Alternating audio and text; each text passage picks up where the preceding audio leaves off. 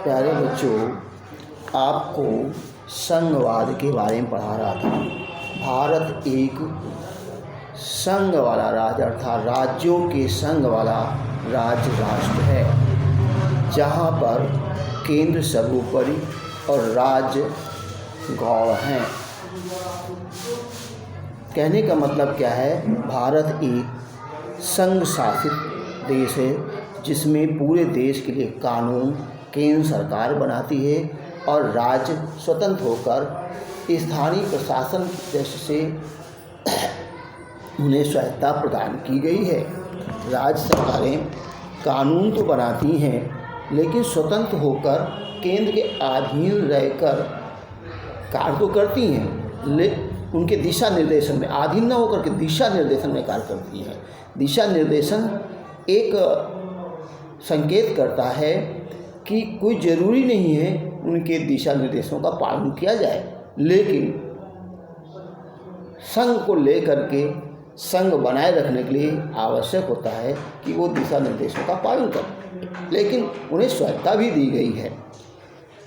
तो इस तरह से भारत राज्यों के संघ वाला देश है, जहाँ केंद्र सर्वोपरि है, राज्यों की जवाबदेही नहीं होती यहाँ पर।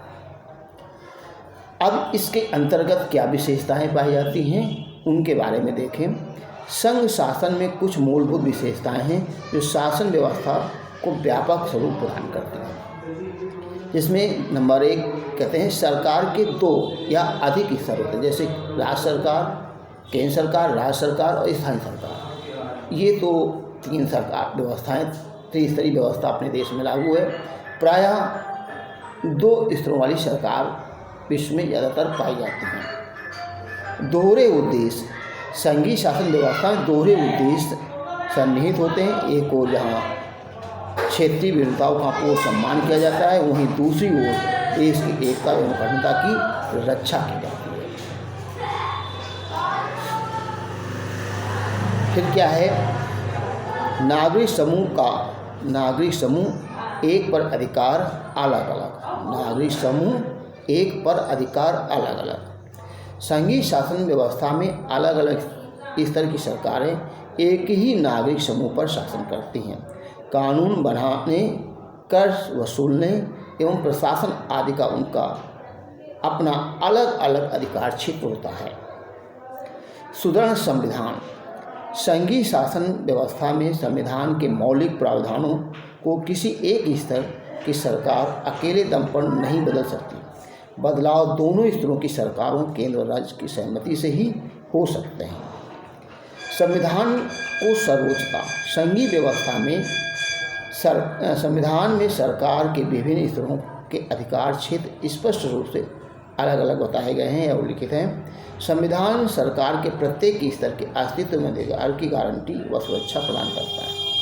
न्यायालयों को सर्वोच्च अधिकार, संघीय व्यवस्था के अंतर्गत न्यायालयों को संविधान एवं विभिन्न स्तरों की सरकार अधिकारों की व्याख्या करने का अधिकार है।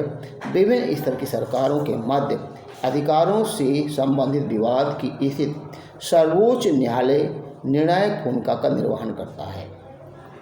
वित्तीय स्वायत्तता, संघीय शासन व्यवस्था में वित्तीय स्वायत्तता निश्चित करने हेतु विभिन्न स्तर की सरकारों के लिए राजस्व के भिन्न भिन्न स्रोत निर्धारित किए गए हैं।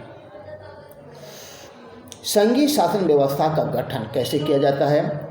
संघीय शासन व्यवस्था के गठन और उनके कामकाज के लिए महत्वपूर्ण बात यह है कि विभिन्न स्तरों की सरकारों के बीच आपसी सहमति हो और एक दूसरे पर भरोसा हो। संघीय शासन व्यवस्था का सामान्यतः 2 तरीके से गठन होता है। पहला, 2 या 2 से अधिक स्वतंत्र राष्ट्र एक साथ मिलकर एक बड़ी इकाई का गठन करते हैं। इसमें स्वतंत्र राष्ट्र अपनी संप्रभुता को बनाए रखते हैं और अपनी अलग अलग पहचान भी बनाए रखते हैं। संयुक्त राज्य अमेरिका, स्विट्जरलैंड, ऑस्ट्रेलिया आदि इसके उदाहरण।